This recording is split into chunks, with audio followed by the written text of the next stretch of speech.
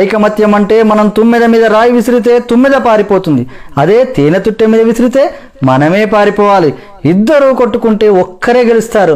రాజీ పడితే ఇద్దరూ గెలుస్తారు. మెట్టల విలువ వేలలో కానీ వేసేది కాళ్ళకి.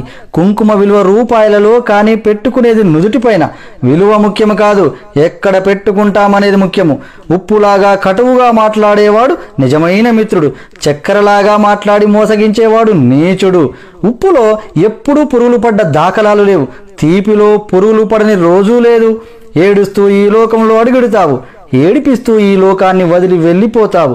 రమ్మన్నా సన్మార్గంలోకి ఎవ్వరూ రారు, వద్దన్నా చెడు మార్గాన్నే ఎంచుకుంటారు. పాలు అమ్మేవాడు ఇల్లు తిరగాలి, సారాయి అమ్మేవాడి దగ్గరికే అందరూ వెళతారు.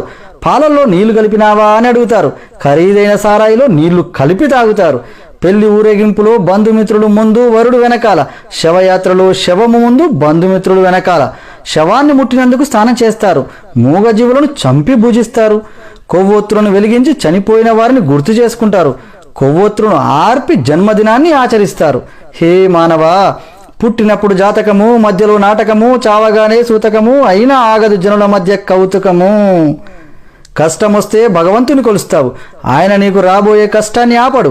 నిత్యం స్మరిస్తే కొండంత కష్టాన్ని గోరంత చేసి సులువుగా దాటే శక్తి నీకిస్తాడు. కష్టాలు కుంభవృష్టిలా నిన్ను ముంచేస్తే నీకు గొడుగు పట్టి కాపాడతాడు, గుర్తుంచుకో. కొబ్బరి చెట్టు పెరిగే కొద్దీ పాత మట్టలు రాలిపోతాయి. జ్ఞానం కలిగే కొద్దీ తన పర భేదాలు తొలగిపోతాయి. పుండు మానితే పొలుసు అదే పోతుంది. పుండు మానకుండానే పొలుసు పీకేస్తే పుండు తీవ్రమై రక్తం కారుతుంది. జ్ఞానసిద్ధి అంచెలంచెలుగా కలగాలి, ఆత్రపడితే లాభం లేదు. సముద్రం అంత సమస్య వచ్చిందని దిగులు పడకు, ఆకాశం అంత అవకాశం కూడా ఉంది. తలెత్తి చూడు ముందు. నీపై నీకు నమ్మకం కావాలి. నీపై నమ్మకం నీకు బలం, నీపై అపనమ్మకం అవతల వారికి బలం. నీ బలం ఎవరికీ తెలియకపోయినా నీవు బతికేయచ్చు. నీ బలహీనత మాత్రం ఎవ్వరికీ తెలియనివ్వకు. నిన్నుగా బతకనివ్వరు. మరణం అంత మధురమైనదా? ఒక్కసారి దాన్ని కలిసిన వారు వదిలిపెట్టలేరు. ప్రకృతి కూడా అదంటే ఎంత పక్షపాతం.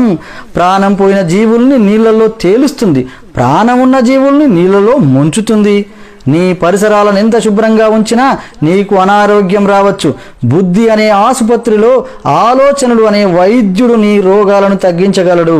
వాటిని ఆరోగ్యంగా ఉంచుకో. వెంటరాని ఇంటిని, ఒంటిని రోజు కడుగుతావు. నీ వెంట వచ్చే మనసును ఎప్పుడు కడుగుతావు?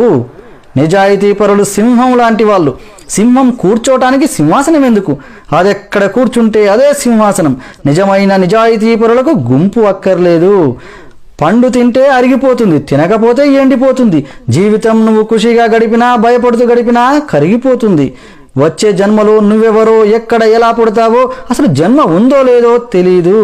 నువ్వు నా వాళ్ళు అనుకుంటుంటే వాళ్ళు తర్వాత వాళ్ళ కోసమే బతుకుతారు. నీకంటూ ఎవరు ఉండరు, ఏమీ మిగలదు. అర్థం చేసుకుంటే పుట్టిన దగ్గర నుంచి పోయేందుకే మన ప్రయాణం. ఈ మాత్రం దానికి పుట్టడం ఎందుకో తెలియదు. తెలుసుకోవటంలోనే ఉంది కిటికంతా. అందుకే ఈ జీవితం అంతా. మరణం దగ్గర పడితేనే మహాసత్యాలు బోధపడతాయి. పని చేయడానికి పని మనిషి దొరుకుతుంది, వంట చేయడానికి వంట వాళ్ళు దొరుకుతారు. రోగం వస్తే నీ బదులు భరించడానికి ఎవరూ దొరకరు. వస్తువు పోతే దొరకచ్చు, జీవితం పోతే మళ్ళీ దొరకదు. తెరపడే రోజు ఏం తెలిసినా ప్రయోజనం ఏంటి? పక్కనెంత మంది ఉన్నా, ఎంత సంపద ఉన్నా ఏంటి? 40 లక్షల కారైనా, 4000 సైకిల్ అయినా రోడ్డు ఒకటే. 10 అంతస్తుల మేడైనా, పూరి గుడిసైనా వదిలేసే పోవాలి. రైల్ జనరల్ బోగిలో వెళ్ళినా, ఫస్ట్ క్లాస్లో ప్రయాణించినా స్టేషన్ రాగానే ఒకేసారి దిగిపోతారు. కళ్ళతో ఈ జగత్తును చూస్తే కనిపించేవి కేవలం దృశ్యాలే. హృదయంతో చూడగలిగితే జగత్తంతా సుందరమే. మానవులుగా బతకడం కాదు, మానవత్వంతో బతకాలి. సర్వే జనా సుఖినో భవంతు.